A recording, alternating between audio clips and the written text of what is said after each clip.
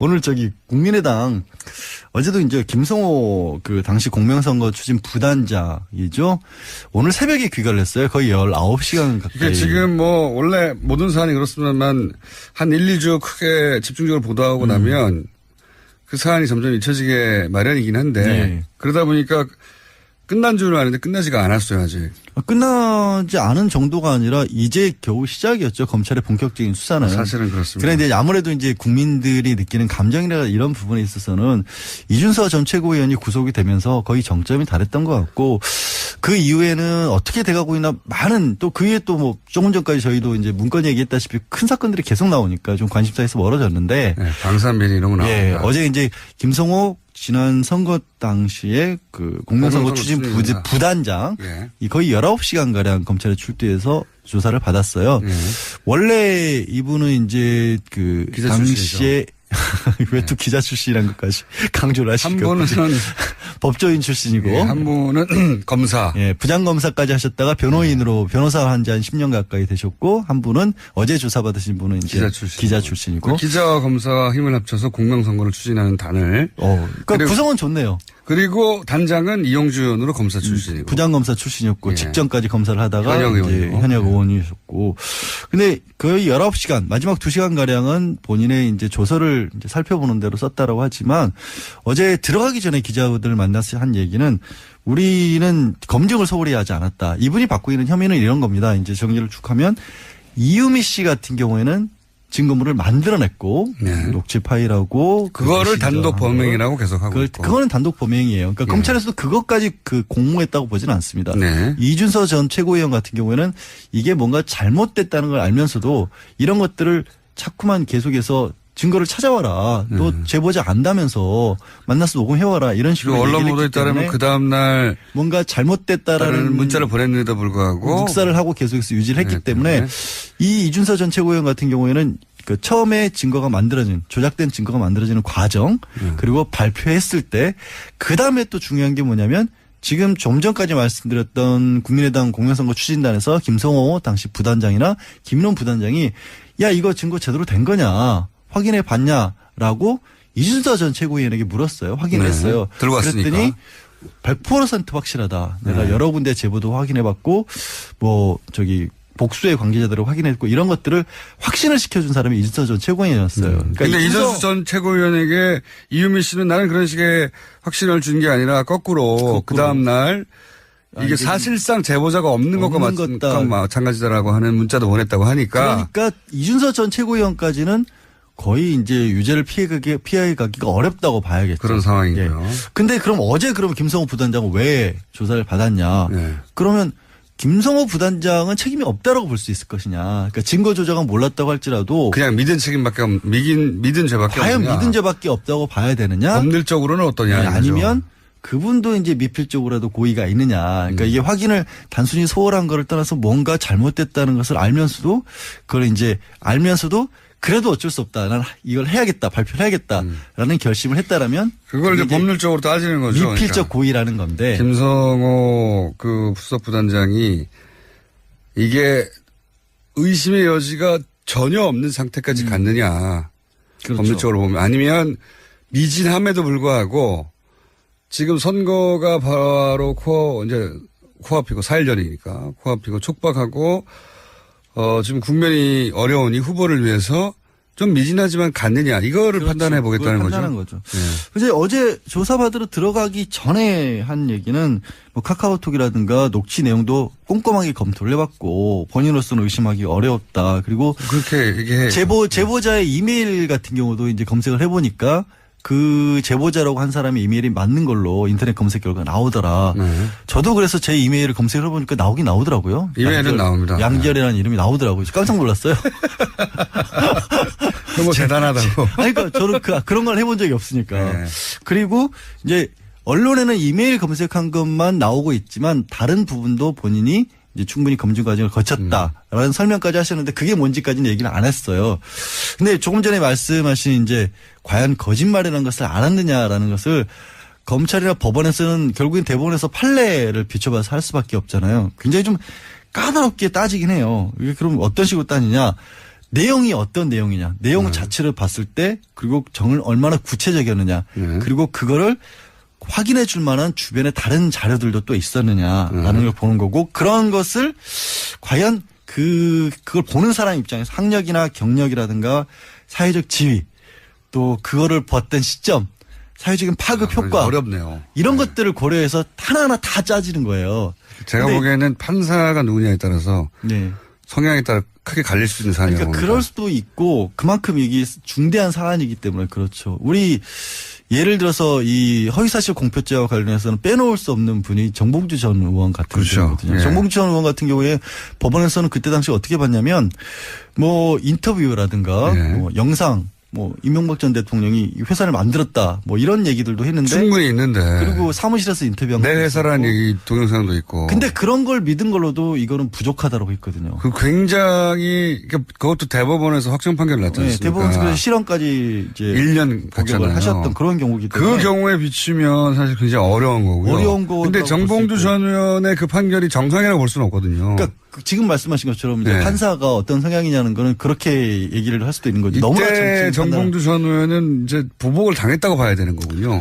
이제 더군다나 사실 그렇게 보는 게 맞죠. 지금 BBK 네. 사건 자체가 문제가 있다는 거는 여러 가지 경로로 확인이 됐기 때문에 지금 본인도 이제 억울하다고 김경주 씨도 다시 이제 법적 소송을 할지도 모른다는 움직임이 나오고 있지 않습니까? 근데 그건 너무 간 사안인데 그만큼 이게 어렵다라는 거죠. 어렵다는 거고, 이런 거를 또 규범적 판단을 한다는 법원에서 표현을 해요. 이게 뭐냐면 실제로 그 사람이 그걸 알았느냐 몰랐느냐는 알아볼 방법이 없다. 현재 과학으로. 네. 그렇기 때문에 그냥 외부의 여러 가지 상황을 비춰봤을 때 일반인이라면 이 정도 상황이면 알았다고 봐야 되는 거 아니냐. 플러스 거기에 그 행동을 한 사람, 그러니까 여기서 김성호 단장의 개인은 어떻게 봤을까. 두 개를 겹쳐놓고 봐서 판단을 한다는 건데 이것도 참 어렵죠. 말하면서 저도 어렵네요. 저는 이거는 제가 보기에는 양측이 어떤 증인을 불러오고 그리고 판사가 어떤 성향인가에 크게 달라질 수 있다고 보는 게, 예를 들어서 그 저한테 충분히 검증된 거냐 이때 이 단장 그 공명선거 추진단에 충분히 검증된 거냐 묻는다면 저는 부족하기 짝이 없다라고 생각하는 것이, 이런 제보를 받았을 때 결국은 그 제보를 잘못 터뜨렸을 때 반작용으로 소송을 많이 당해왔기 때문에 잘못 터뜨리면 그러니까 잘못 터뜨려 소송을 당했다보다 제대로 터뜨렸는데도 5천 살인 사건의 문제제기를 제대로 했는데도 몇 년을 고생했거든요. 네. 그러니까 조금의 하자도 있으면 안 된다는 생각을 항상 하게 돼요. 그런 관점에서 보면 당사자하고 통화를 못했거나 당사자가 하다못해 어디 사는지, 예. 당사자하고 어떤 관계인지, 당사자가 뭐 이메일로 뭐라고 그랬는지 기본 접촉이 없으면 안 합니다. 그러니까 여기서 이제 문제점이 뭐냐면 제보자를 확인을 시켜달라고 이준서 전 최고위원에게 물어봤더니 이준서 전 최고위원이 이 사람이 직접 통화를 원하지 않는다. 하게 되면 제보를 안 하겠다고 했다. 그 말을 했거든요. 상관없어요. 아니, 그러면 가야 되는 겁니다. 통화를 안 하면 좋아. 그러면 가서 만나자 이렇게 했어야 되는 그러면 거예요. 중요해지는 게 뭐냐면, 그러면 김성호 부단장 입장에서 이준서 최고위원이 그렇게 얘기했을 때 이준서 최고위원을 믿을 만한 사람이었느냐 평소에. 여기까지 가야 되는 거예요. 아니 그거는 네. 이렇게 이론적인 거고요. 실제 겪어본 바에 따라 이런 제보를 다룰 때는 중간에 누가 해줬든지 중요하지 않아요. 본인이 그 당사자가 목소리를 내라고 했잖아요. 그렇죠. 의지가 있는 거란 말이죠. 전화는 그렇다고 쳐요. 그러면 사람을 보내거나 어디서 만나자고 하거나 따로. 그러니까 이게 항상 양면성이 가진 게, 그때 당시 폭로했던 게 5월 5일이었잖아요. 네. 대선이 얼마 앞두지 않은 상황이었단 말이에요. 그러면 그렇게 시간이 촉박했기 때문에 다소 무리해서라도 발표할 수밖에 없었다고 볼 것이냐, 아니면 그렇게 시간이 얼마 안 남았는데도 불구하고 반박할 시간 없이 이렇게 발표한 게 잘못이다고 볼 것이냐. 이게 같은 사안에 대해서 정말 양쪽 입장이 첨예하게 갈릴 수가 있는 그게 거예요. 이론이 아니라 진짜 제보를 많이 다룬 기자나 이런 사람 잘 없어요. 그러니까 누군가 제보를 많이 다룬 사람을 증인으로 누가 데리고 오느냐에 따라 저는 영향을 미칠 수 있는 상황이다. 왜냐하면 상상으로는 그렇거든요. 그 정도면 이메일 확인하면 된 것 같잖아요. 아니에요. 아니에요. 제가 법이론상으로만 알고 이제 실제 겪어보지는 저는 않아서. 그러다가는 되치기로 큰일 난다는 거를 정치권에서는 다들 알아요. 아, 그래요? 네. 하여튼 그래서 이제 어찌됐든 플러스 오늘 이제 김성호 단장은 귀가를 했고 일단은 그러면 앞으로 남은 건 이제 당시에 단장이었던 이용주 현역 의원까지도 조사를 할 것이냐 말 것이냐가 남아있는 상황입니다. 피의자 전환을 할 수도 있다는 보도가 있었는데. 그거는 이제 아직 모르는 거죠. 어차피. 네. 네. 이용주 의원에서 만약에 피의자 전환을 안 하고 참고인으로 끝나면 이 사건은 사실상 끝난다고 봐야 되죠. 더 이상 올라가진 않는다고. 더 이상 올라가지는 않죠. 사실 이용주 의원이 그때 어쨌든 현장에서의 결정자였기 때문에 그 전 단계에서 일단 최고위원이라든가 당시 어쨌든 당의 공식 직함은 부단장이었으니까 그 정도에서 형사처벌 단계는 끝난다고 봐야겠죠. 알겠습니다. 이용주 의원이 피의자 전환이 되냐 안 되냐에 따라서 이 사안이 어디서 끝이 나느냐가 판가름 될 것 같다. 오늘의 포인트고요. 제보자는 꼭 만나야 된다는 제보자는 것은 제 얘기가 아니라 네. 경험자로서 전문 피해자로서 안 온다고 하면 가면 되거든요. 아, 공장장이. 어려운 일이 아니에요. 네. 알겠습니다. 아니면 내가 믿는 사람 누군가를 보내든가 직접 가는 게 그러면. 하나 배웠습니다, 오늘 제가. 해외에 있는 사람이 아니잖아요. 해외도 찾아가서 만나는데요. 굳이 여기까지 하겠습니다. 네. 네. 그냥 소확말로 하겠습니다. 저 다음 주에 오는 거죠, 이제? 내일은 또 안 와도 되죠? 2주 연속으로 왔기 때문에 다음 주를 건드셔야 됩니다.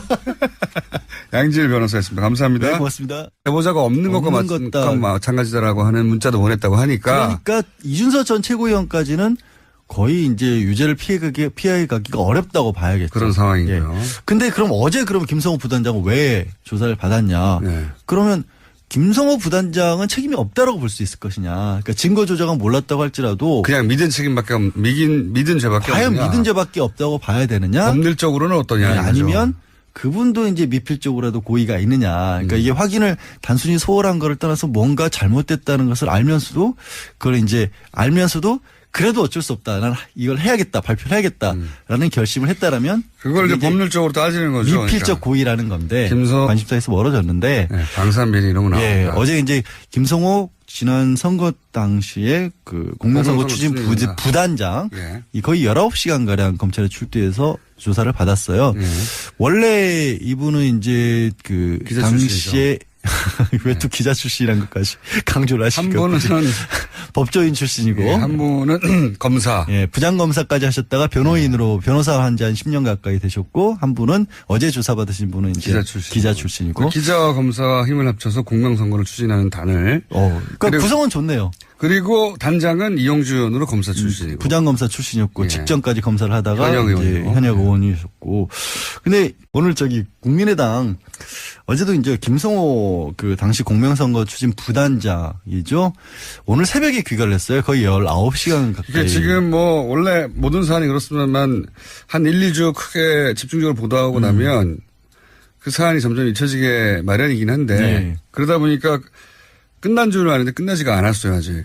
끝나지 않은 정도가 아니라 이제 겨우 시작이었죠. 검찰의 본격적인 수사는. 사실은 그렇습니다. 그런데 아무래도 이제 국민들이 느끼는 감정이나 이런 부분에 있어서는 이준서 전 최고위원이 구속이 되면서 거의 정점이 달했던 것 같고 그 이후에는 어떻게 돼가고 있나 많은 또 그 위에 또 조금 전까지 저희도 이제 문건 얘기했다시피 큰 사건들이 계속 나오니까 좀 거의 19시간 마지막 2시간 가량은 본인의 이제 조서를 이제 살펴보는 대로 썼다라고 하지만 어제 들어가기 전에 기자들을 만나서 한 얘기는 우리는 검증을 소홀히 하지 않았다. 이분이 받고 있는 혐의는 이런 겁니다. 이제 정리를 쭉 하면 이유미 씨 같은 경우에는 증거물을 만들어냈고 녹취 파일하고 그거를 단독 범행이라고 계속하고 있고. 그거는 단독 범행이에요. 그러니까 검찰에서도 그것까지 공모했다고 보지는 않습니다. 네. 이준서 전 최고위원 같은 경우에는 이게 뭔가 잘못됐다는 걸 알면서도 이런 것들을 자꾸만 계속해서 증거를 찾아와라. 또 제보자 안다면서 만나서 녹음해와라. 이런 식으로 언론 보도에 따르면 그 다음날 뭔가 잘못됐다라는 문자를 보냈는데도 불구하고 묵살을 하고 계속해서 유지를 했기 때문에 이 이준서 전 최고위원 같은 경우에는 그 처음에 조작된 증거가 만들어지는 과정 그리고 발표했을 때 그다음에 또 중요한 게 뭐냐면 지금 좀 전까지 말씀드렸던 국민의당 공명선거 추진단에서 김성호 당시 부단장이나 김인원 부단장이 야 이거 증거 제대로 된 거냐 확인해 봤냐라고 이준서 전 최고위원에게 물었어요. 확인을 했어요. 들고 왔으니까. 그랬더니 100% 확실하다. 내가 여러 군데 제보도 확인해봤고 복수의 관계자들을 확인했고 이런 것들을 확신을 시켜준 사람이 이준서 전 최고위원이었어요. 그러니까 이준수 전 최고위원에게 이유미 씨는 나는 그런 식의 확신을 준 게 아니라 거꾸로 그 다음 날 이게 사실상